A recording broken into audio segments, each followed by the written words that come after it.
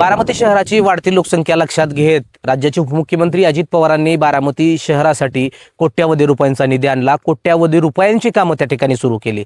खरं तर बारामतीची लोकसंख्या वाढते आणि येणाऱ्या कालावधीमध्ये बारामतीकरांना पाण्याच्या टंचाईला त्या ठिकाणी त्यांना सामोरं जावं लागू नये यासाठी बारामतीमध्ये कोट्यावधी रुपयांची खरं तर पाण्याच्या जी काही पाईपलाईन आहे त्यांची कामं त्या ठिकाणी करण्यात टप्पा क्रमांक 1 करण्यात आला.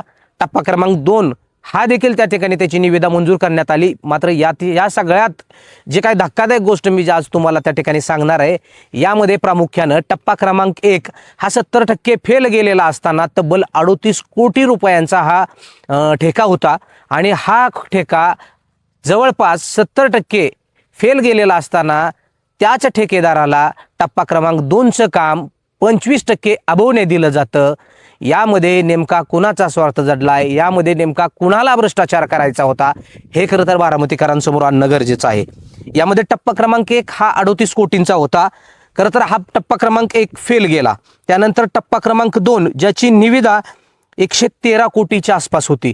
मात्र या ठेकेदारानं टप्पा क्रमांक 1 फेल गेलेला असताना देखील त्याच ठेकेदाराला 25% जादा दराने अर्थात 142 कोटीचं काम त्या ठिकाणी देण्यात आलं. हे काम देण्याचा ह्या ठेकेदाराला नेमका घाट कोणी घातला? कारण टप्पा क्रमांक 1 फेल गेलेला असताना या सगळ्यामध्ये नेमका भ्रष्टाचार कुणाला करायचा होता हे आपल्या या व्हिडिओच्या माध्यमातून जाणून घेणार आहोत. नमस्कार, मी विकास. तुम्ही पाहताय महाराष्ट्र टुडे लाईव्ह. बारामती शहरामध्ये टप्पा क्रमांक 1 महाराष्ट्र जीवन प्राधिकरण आणि बारामती नगरपालिकेच्या माध्यमातून टप्पा 1 क्रमांक हा पूर्ण झालेला आहे. मात्र 70% तो फेल गेलेला आहे. आणि हा टप्पा क्रमांक 1 फेल जाण्याचं कारण नेमकं काय आहे आपण ते जाणून घेणार आहोत. आपण पाहू शकता तर या टप्पा क्रमांक 1चं जे काम आहे हे बारामती शहरामध्ये याच टप्पा क्रमांक 1 मध्ये फिल्टर प्लांट अर्थात जलशुद्धीकरण केंद्र, त्यामध्ये एक 7 MLD हे पाटसरोड आणि दुसरं 10 MLD हे जळोचीला झालेलं आहे. खरं तर या सगळ्यामध्ये धक्कादायक गोष्ट अशी आहे की हे जे काम ज्या ठेकेदाराला दिलेलं आहे स्वस्तिक कन्स्ट्रक्शन कोल्हापूर, अर्थात ह्या ठेकेदाराचं काम जर आपण पाहिलं तर ह्या कामाचा दर्जा बारामतीकरांना त्या ठिकाणी मी दाखवू इच्छितो. हे काम झालेलं 3 वर्ष देखील झालेलं नाही. मात्र पूर्णपणे पाणी लिकेज या पाईपमधून होतंय. लाखो लिटर पाणी रोज त्या ठिकाणी वायाला जातंय. बारामतीकरांना पाण्याच्या टंचाईला सामोरं जावं लागतंय. हे या ठेकेदाराचं केवळ अपयश नसून या सगळ्या गोष्टीला महाराष्ट्र जीवन प्राधिकरणाचे कार्यकारी अभियंता अर्जुन नाडगोडा आणि बारामतीचे उपविभागीय जे काही अधिकारी आहेत जगताप हे देखील तितकेच जबाबदार आहेत का असा सवाल खरं तर या निमित्तानं उपस्थित केला जातोय. आता या सगळ्या टप्पा क्रमांक 1 मध्ये ही पाईपलाईन जवळपास 40 किलोमीटर, यामध्ये फलटण रोड असेल, ढेरे वस्ती असेल, निर्मळ वस्ती असेल, रुई, तांदळवाडी, आयल्या प्रतिष्ठानचे शिवाजी चौक, या सगळ्या टप्पे जे आत्ता मी तुम्हाला सांगितले ह्या टप्प्यामध्ये ही पाईपलाईन टाकली गेली आहे. मात्र ही पाईपलाईन टाकून देखील ही पाईपलाईन 70% त्या ठिकाणी फेल गेलेले आहे. त्याचं कारण जे काम स्वस्तिक कन्स्ट्रक्शनला त्या ठिकाणी देण्यात आलेलं आहे, आपण जर ही पाईप पाहिली तर ही पाईप देखील स्वस्तिक याच कंपनीची आहे. म्हणजे ज्या ठेकेदाराला ही काम दिलेलं आहे त्याच ठेकेदाराची पाईपांची कंपनी आहे आणि तीच पाईप त्या ठिकाणी या ठेकेदाराने या ठिकाणी वापरलेले आहे.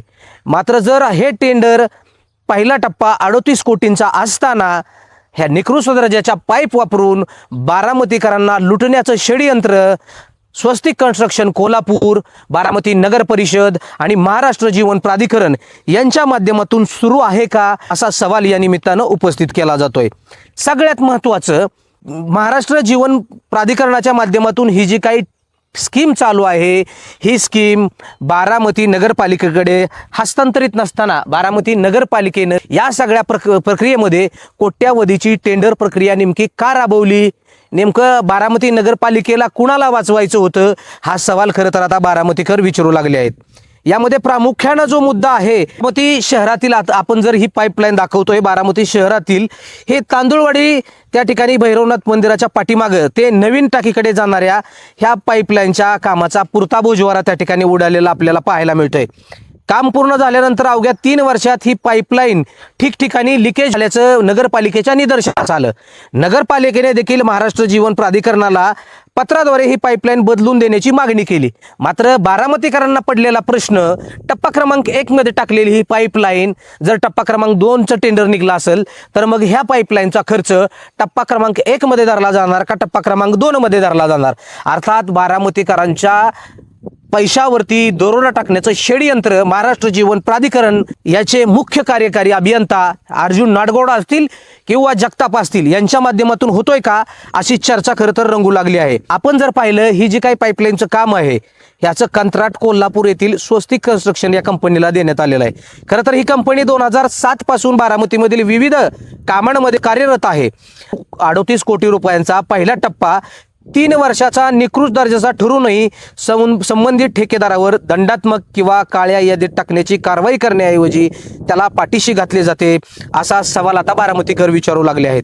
बारामती नगर परिषद आणि महाराष्ट्र जीवन प्राधिकरण आर्थिक हितसंबंध जोपासून ठेकेदाराला वाचवण्याचा प्रयत्न करीत आहेत का, अशी चर्चा देखील या ठिकाणी सुरू आहे। आपण जर पाहिलं तर या सगळ्या गोष्टीमध्ये ह्या पाईपलाईनचं काम करत असताना हे काम बारामतीचे जे काही उपविभागीय महाराष्ट्र जीवन प्राधिकरणाचे यांच्या मार्गदर्शनाखाली हे काम करणं अपेक्षित असताना या ठिकाणी महाराष्ट्र जीवन प्राधिकरणाच्या अधिकाऱ्यांनी नेमक्या किती स्पॉट व्हिजिट केल्या, नेमकी ही पाईपलाईन लिकेज झाल्यानंतर त्यांनी या ठेकेदाराला किती दंड ठोठावला, हे देखील समोर येणं गरजेचं आहे।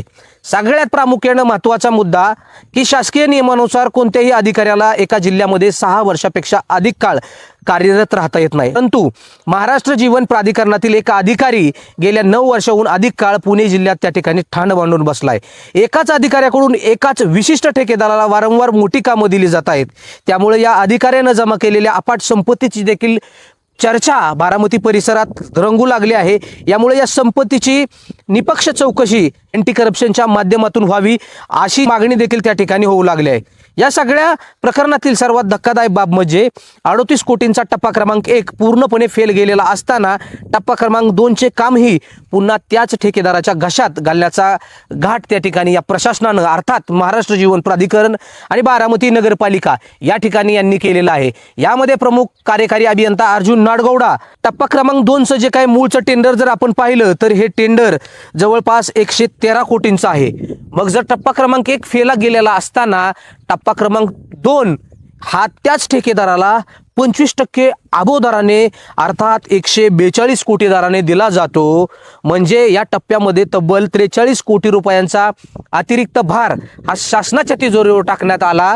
मग असं असताना कार्यकारी अभियंता अर्जुन नाडगौडा आणि उपविभागीय अभियंता प्रदीप जगताप यांच्या छत्रछायेखाली हा प्रकार खरं तर सुरू आहे का, अशी चर्चा देखील बारामती शहरामध्ये रंगू लागली आहे। पहिला टप्पा निकृष्ट ठरल्यानंतरही पुन्हा त्याच ठेकेदाराला 25% जादा दराने टेंडर देणं म्हणजे जनतेचा जो काही कररूपी पैसा आहे या कररूपी पैशावरती उघडपणे दरोडा टाकल्याचा गंभीर आरोप आता बारामतीकरांकडून केला जातोय। यामुळे या सगळ्या प्रकरणाची वरिष्ठ लेवलवरून चौकशी त्या ठिकाणी करण्यात यावी आणि या सगळ्या भ्रष्टाचारामध्ये नेमकं कोण कोण सामील आहे हे खरं तर बाहेर येणं त्या ठिकाणी गरजेचं आहे। कारण हा जो निधी आहे, हा जो पैसा आहे, हा सर्वसामान्य जनतेने आपल्या टॅक्समधून या ठिकाणी शासनाला दिलेला आहे आणि शासनाच्या माध्यमातून जर अशी कामं त्या ठिकाणी करण्यात येत असतील तर हे शासनाचं अपयश म्हणावं लागेल का, या सगळ्या गोष्टीला नेमकं जबाबदार आहे तरी कोण पाहणं महत्त्वाचं ठरणार आहे। या सगळ्या प्रक्रियेमध्ये जर अर्जुन नाडगौडा यांनी आणि जगताप यांनी खरं तर या सगळ्या प्रक्रियेमध्ये जर बारीकपणे लक्ष दिलं असतं तर हा जो टप्पा क्रमांक 1 फेल गेला नसता। 38 कोटी रुपयांचा टप्पा क्रमांक 1 हा पूर्णपणे फेल गेलेला आहे, 70% पेक्षा अधिक फेल गेलेला आहे। हे मी तोंडी सांगत नाही, बारामती नगरपालिकेने महाराष्ट्र जीवन प्राधिकरणाला तशा प्रकारचं पत्रव्यवहार केलेला आहे। तसा पत्रव्यवहार केल्यानंतर ही पाईपलाईन बदलून घेण्याची विनंती केलेली आहे। मात्र बारामतीकरांना पडलेला प्रश्न तोच आहे, हे काम अर्थात टप्पा क्रमांक 1 मध्ये धरला जाणार की याचा पुन्हा भार टप्पा क्रमांक 2 मध्ये टाकलं जाणार, हे खरं तर अर्जुन नाडगौडा यांनी त्या ठिकाणी सांगितलं पाहिजे।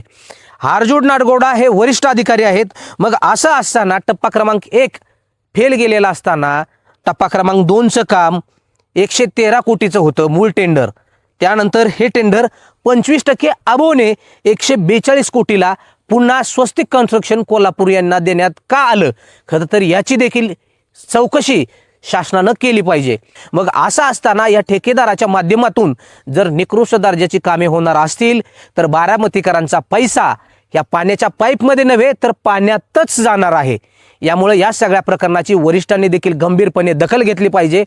या सगळ्या गोष्टीला केवळ स्वस्तिक कन्स्ट्रक्शन कोल्हापूर जबाबदार नसून या सगळ्या गोष्टीला उपविभागीय कार्यकारी अभियंता महाराष्ट्र जीवन प्राधिकरण जगताप देखील तेवढेच जबाबदार आहेत का? आणि जगताप यांचे वरिष्ठ अधिकारी कार्यकारी अभियंता अर्जुन नाडगौडा देखील तेवढेच जबाबदार आहेत का? खरं तर हे पाहणं गरजेचं आहे। येणाऱ्या कालावधीमध्ये दुसऱ्या भागामध्ये महाराष्ट्र जीवन प्राधिकरणाचं जे काम सुरू आहे या कामामध्ये किती भ्रष्टाचार त्या ठिकाणी झालाय, कामं किती निकृष्ट दर्जाची झाली आहेत, शासनाच्या तिजोरीवर कशा पद्धतीनं दरोडा टाकण्याचं काम षडयंत्र हे या सगळ्या शासकीय अधिकाऱ्यांच्या माध्यमातून आणि स्वस्तिक कन्स्ट्रक्शन कोल्हापूर यांच्या माध्यमातून सुरू आहे, ही अशी चर्चा बारामती शहरामध्ये आहे। टप्पा क्रमांक 2 यामध्ये निकृष्ट झाल्याची कामं हे आपण बारामतीकरांसमोर आणणार आहोत। तुर्तास इथेच थांबू। हा व्हिडिओ तुम्हाला कसा वाटला? मात्र तुर्तास आपण इथेच थांबू। धन्यवाद।